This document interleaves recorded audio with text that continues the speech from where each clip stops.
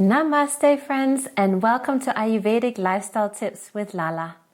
In today's episode, we will finally be going over the Dinacharya. That is Ayurveda's daily routine, and today we'll be going over the morning routine. I have a particular affinity for these daily practices, and I have in many of the other videos broken down for you some of the steps in more detail, but today we'll put them all together so you can see what that looks like. And there are 19 steps from when we wake up in the morning until we have breakfast. But please don't let that discourage you. As you'll see, many of these practices and steps you're already doing, but maybe today you'll learn a new little twist, some new little distinctions. And also, I would encourage you to just incorporate them one at a time to not feel overwhelmed. This is not to lay out a rigid system for you so you can feel guilty about not doing them all. This is something to encourage you to lay a good foundation for the day ahead. The idea with the daily routine is to exactly that, to ground us in our bodies, to bring peace and harmony into the mind, and also to support good elimination and absorption and assimilation, and really create a routine and a groundedness, a foundation in the morning that supports longevity. So let's get started. So step 1 is to wake up early in the morning. And Ayurveda recommends that we wake up before the sun rises.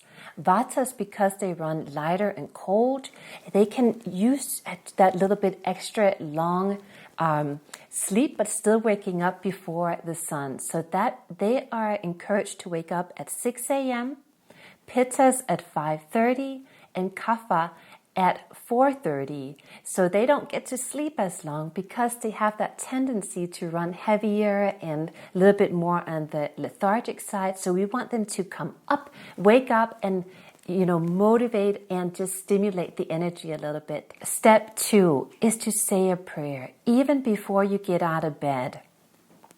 Just when you open your eyes, just have that gratitude for life itself. A simple thing could be just thank you, thank you, thank you.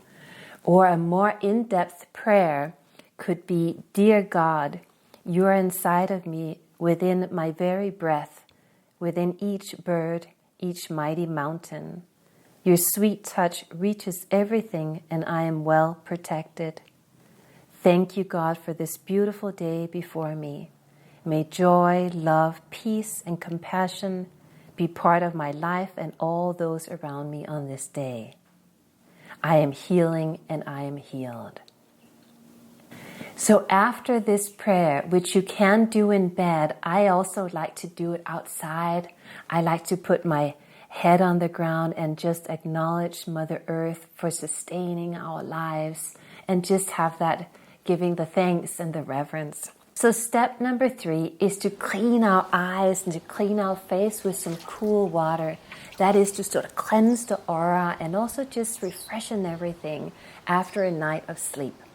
Step number 4 is to drink some water. And in Ayurveda, we prefer to do lukewarm water so you're not shocking the system, and out of a copper vessel. So the night before, put some water in a copper vessel and let that sit out overnight, gently cover it, and then drink that in the morning. That both helps hydrate the body, and it cleanses the GI tract, it flushes the kidneys, and it helps with peristalsis. Step number 5 is evacuation. And even though you may not be ready for that at this time, still go sit on the toilet so that you can start training your body too, that this is what needs to happen at this time. Just start getting in that rhythm. What the morning routine is about is a lot about creating rhythm. So just sit there. If you need to, take some deep diaphragmatic breaths. That really kicks us into the parasympathetic nervous system where we are nice and relaxed. Then we go to step number 6, and that is to scrape our tongue. I have, as I mentioned in other videos, shown you in detail how to do this. But very basically, it is simply just taking a tongue scraper, or as you see me do in the video, a spoon, a stainless steel spoon, and scraping from the back of your tongue forward 7 to 14 times. Gently but firmly.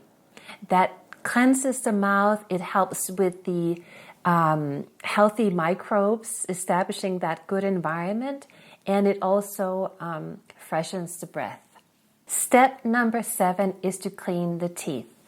Traditionally in Ayurveda and in India, a neem stick was used, which has a very bitter and sort of astringency to it, which helps tighten the gums, or a licorice root stick to chew on also. We can use, and we're so blessed now that we have access to these different toothpaste and tooth powders and even Ayurvedic products. So I encourage you to try one of those. It could be one with tea tree, peppermint, something like that, or even try one with neem just to give it a whirl. Step number 8 is gargling or swishing, oil swishing. And that simply means putting a tablespoon of sesame oil in your mouth and swishing it around your mouth, really getting into the crevices in between your teeth and up in your gums. It helps prevent receding gums. Also, it softens and soothes the voice. What I do during this time is that I'll usually go water my plants, or I'll figure out what clothes to wear for that day. Step number 9 is chewing. And this is one of the steps that I actually don't really do. I did it when I was in India just to try it out. But you're simply just taking a little handful of sesame seeds and you're chewing them. And that helps, that chewing mechanism helps activate the liver, the stomach, and actually enkindles acne. So you can give that a whirl and see if that works for you. If you don't have sesame seeds, dried dates, a little dried coconut could work too. So step number 10 is nausea or nasal drops. And with the nose, we have a direct passage way up into the brain. And so lubricating the nose is very important. Actually, all the holes. So you could simply take some ghee, melt some ghee, and put that up, just a couple drops, 3 to 5 drops in each nostril. Or, as I've also shown before, is to put a couple drops just on your pinkies and lubricate the nostrils that way. Step number 11 is to apply oil to the entire body. And as you know, this is one of my favorite practices, also called Abhyanga. And this is a beautiful practice of self-love and self-nourishment. It lubricates the joints. It keeps the skin beautiful. It supports the healthy microbes on the skin.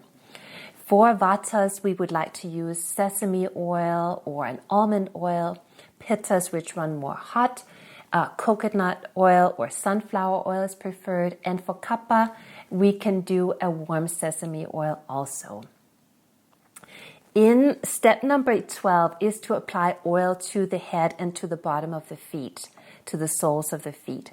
That could be incorporated into your daily abhyanga, or I don't like to put oil on my hair every day. It just gets too greasy for me. So I do it once a week, actually before I go to the beach. But of course, as you can imagine, what we put on our head seeps right into the brain. So many times these oils that we use are medicated, but it's also just very soothing, even if you don't have the medicated oil, just to do it with a simple sesame oil. At the bottom of the feet, there's so many nerve endings. So applying oil there and putting your loving touch in is incredibly soothing.